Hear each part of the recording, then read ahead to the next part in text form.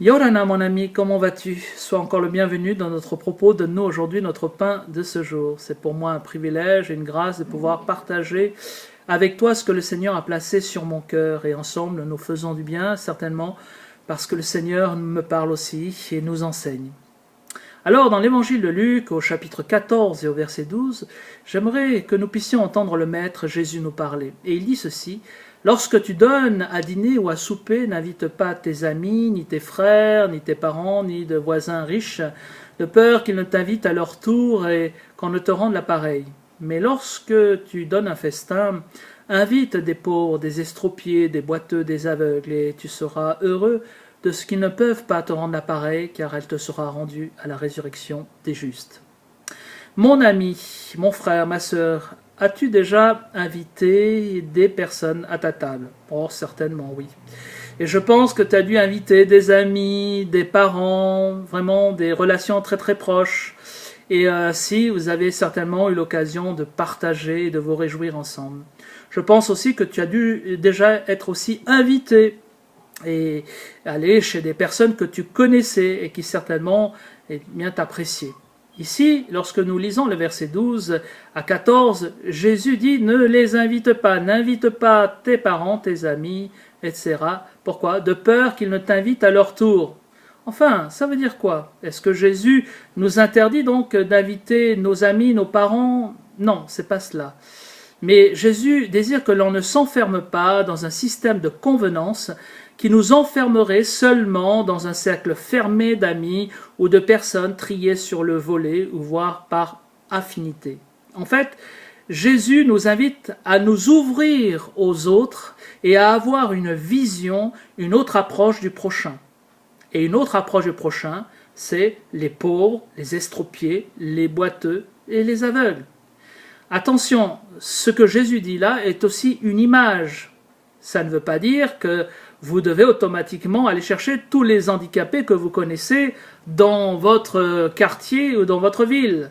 Cela, c'est possible aussi. Mais cela veut dire, attention, je voudrais que vous puissiez inviter une catégorie de personnes, nous fait comprendre Jésus, qui peuvent nous déranger. En fait, qui peuvent déranger nos habitudes et voir nos bonnes convenances. Jésus dit, dans Matthieu au chapitre 5 et au verset 46, « Si vous aimez ceux qui vous aiment, quelle récompense méritez-vous? Les publicains aussi n'agissent-ils pas de même? » Vous savez, dans le monde, il y a des associations dites caritatives qui invitent et qui préparent des banquets. En métropole, nous avons les restos du cœur. Mais avant que Coluche ait l'idée d'ouvrir le resto du cœur, Jésus l'avait déjà soulevé, cette idée, cette pensée. Touchez le cœur des uns et des autres, de votre voisin d'une certaine manière, des gens de votre ville, en les invitant à partager le repas, à venir avec vous pendant quelque temps. Et c'est le meilleur moyen de leur communiquer l'évangile. Combien de fois nous voulons toucher le cœur des gens, nous prions, nous voulons faire des réunions d'évangélisation, voire des campagnes d'évangélisation, tenir des réunions, et je dis que c'est bien. Mais Jésus nous dit, vous pouvez toucher encore plus de personnes et les amener à l'évangile en les invitant à votre table. Sortez de vos habitudes, sortez de vos convenances. Savez-vous pourquoi parfois on ne peut pas inviter les pauvres, les estropiés, les boiteux et les aveugles? Parce que cela nécessite de notre part un investissement personnel et sans possibilité de retour. Parce que Jésus nous fait comprendre que nous devons nous investir avec notre cœur. Nous ne devons pas être des calculateurs, parce qu'en règle générale, humainement, nous nous attendons toujours à avoir un retour, à avoir des remerciements, à avoir, des louanges, entre guillemets. Mais Jésus ne veut pas de cela. Il désire que nous soyons au service des autres. Il l'a montré plusieurs fois, en se saignant les reins et en lavant les pieds de ses disciples, lui le Maître. Il nous a sauvés non pas pour que nous soyons servis, mais que nous puissions servir les autres. Et en passant, nous servons aussi le Maître.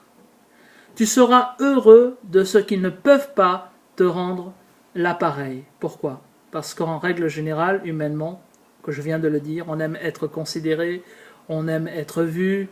Et puis, une autre vérité, c'est que Dieu lui-même, personnellement, veut être notre rémunérateur. C'est lui qui veut nous donner notre récompense. Il ne veut pas que nous allions la prendre auprès des autres, auprès des hommes, ou dans des activités qui pourraient nous rapporter, spirituellement parlant. Non, Dieu veut être le rémunérateur principal, et c'est lui qui rémunère notre service, notre ministère, notre engagement. Et puis Jésus dit, elle te sera rendue à la résurrection des justes. Jésus parle d'un grand banquet aux noces de l'agneau. Dans Matthieu chapitre 8 et verset 11, il est dit « Or je vous déclare que plusieurs viendront de l'Orient et de l'Occident et seront à table avec Abraham, Isaac et Jacob dans le royaume des cieux. Plusieurs viendront des quatre coins de la planète au grand banquet avec les patriarches, par exemple. » Et puis Apocalypse, chapitre 19 et verset 9 nous dit « Et l'ange me dit, écris, heureux ceux qui sont appelés au festin des noces de l'agneau. » Et il me dit, ces paroles sont les véritables paroles de Dieu. Heureux ceux qui sont appelés au festin des noces de l'agneau. Pourquoi? Eh bien, tout simplement parce qu'à ce moment-là, tu auras peut-être beaucoup de joie et même tu seras surpris de voir que ceux que tu as invités à ta propre table seront eux aussi là au festin des noces de l'agneau. Comment se fait-il?